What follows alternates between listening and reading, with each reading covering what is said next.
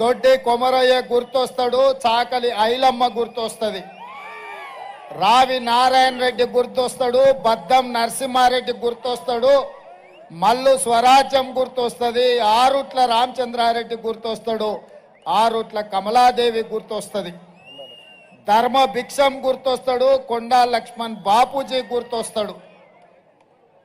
ఆనాడు సోదరిమణి బెల్లి లలిత గుర్తొస్తుంది. భువనగిరి గడ్డ అంటే గుత్పల సంఘం పెట్టిన దొడ్డి కొమరయ్యను ఈ ప్రాంతం ఎప్పటికీ మరవదు. మిత్రులారా, ఇవాళ నేను మీతోని మనసు విప్పి మాట్లాడదలుచుకున్నా.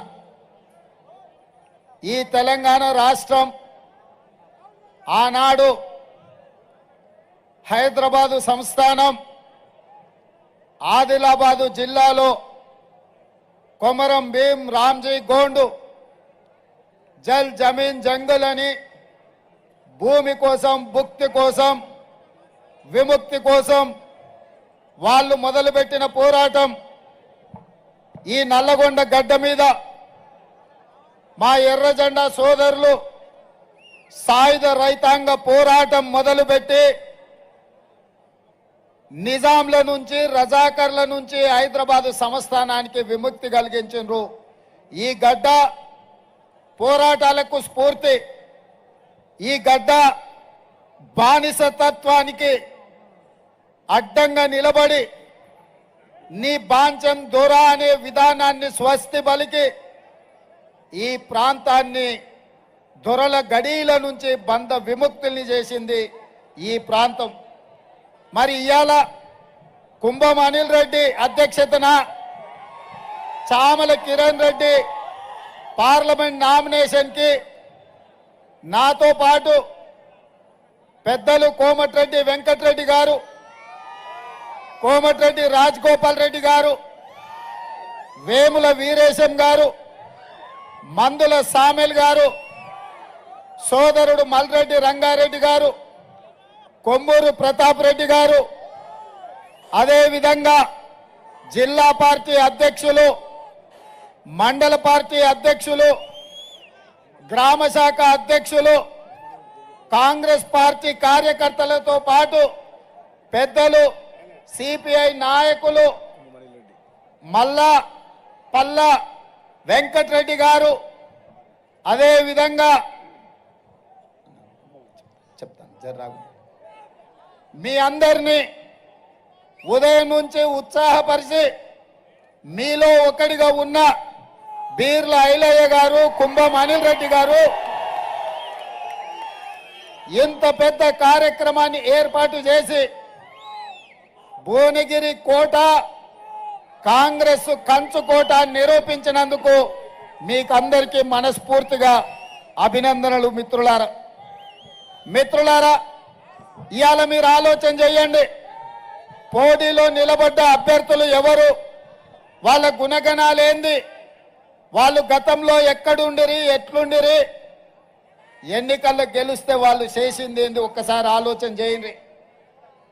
2009లో ఎట్లయితే ఆనాడు యువకుడుగా మీ అభిమాన నాయకుడిగా ఎదిగి 2009లో భువనగిరి పార్లమెంటు నుంచి మిత్రుడు రాజగోపాల్ రెడ్డి గారిని మీరు గెలిపిస్తే, మీ ఆశీర్వాదం తీసుకొని మీరండగా నిలబడితే ఢిల్లీ దద్దరిల్లేలా తెలంగాణ నినాదాన్ని వినిపించి పార్లమెంటును స్తంభింపజేసి సహచర పార్లమెంటు సభ్యులందరినీ కూడా తీసుకొని 2014లో తెలంగాణ రాష్ట్రాన్ని సాధించుకొని మీ గడ్డ మీద కాలు పెట్టిండు మీ బిడ్డ కోమటిరెడ్డి రాజగోపాల్ రెడ్డి. ఏ రోజు కూడా ఏ కష్టాలలో వచ్చినా, నష్టాలలో వచ్చినా, ఎవరు కన్నీళ్లతో వచ్చినా ఉన్నదంతా తీసిపెట్టి పంచిపెట్టి పేదవాళ్లకు సేవలు అందించి ఈ ప్రాంతంలో మీకు అండగా నిలబడి సొంతంగా ప్రాజెక్టుల కోసం కోట్ల రూపాయలు ఖర్చు పెట్టి ప్రభుత్వం ఇవ్వకపోయినా ఆస్తులు కరగబెట్టి ఈ ప్రాంతంలో మీ ప్రాజెక్టుల కోసం పనిచేసిన మీ బిడ్డ మీ అభిమాన నాయకుడు కోమటిరెడ్డి రాజగోపాల్ రెడ్డి. అదేవిధంగా తెలంగాణ రాష్ట్ర సాధనలో పదవులు పిల్లలు ప్రాణాలు పోతుంటే తెలంగాణ ప్రజలు పదవులు త్యాగం చేయాలని కోరుకుంటే కల్వకుంట్ల చంద్రశేఖరరావు గారు రాజీనామాల డ్రామాల మీద ఎలక్షన్ సెలక్షన్ కలెక్షన్ అని ఉప ఎన్నికలు తీసుకొచ్చి ప్రతిసారి ఎన్నికల బరిలో దిగి హైదరాబాద్లో ఉండే ఆంధ్రోళ్లను బెదిరించి కోట్ల రూపాయలు మెక్కి అడవి పందిలాక టీఆర్ఎస్ వాళ్ళు బలిచిండ్రు. కానీ ఆనాడు ఉస్మానియా యూనివర్సిటీకి పోయి విద్యార్థులను కలిస్తే విద్యార్థులందరూ కలిసి ఎంకన్నతోటి ఎంకన్నా నువ్వు తెలంగాణ కోసం మంత్రి పదవి రాజీనామా చేయి, తెలంగాణ ఎట్లా రాదో చూద్దామంటే మీ అభిమాన నాయకుడు కోమటిరెడ్డి వెంకటరెడ్డి గారు ఆనాడు మంత్రి పదవిని త్యాగం చేసి నల్గొండ గడ్డ మీద ఆమరణ నిరాహార దీక్ష చేసి చావు నోట్లో తలకాయ పెట్టి తన ప్రభుత్వమైన తన అధిష్టానాన్ని కూడా తెలంగాణ కోసం ఎదిరించి నిలబడి తెలంగాణ రాష్ట్రాన్ని సాధించిండు.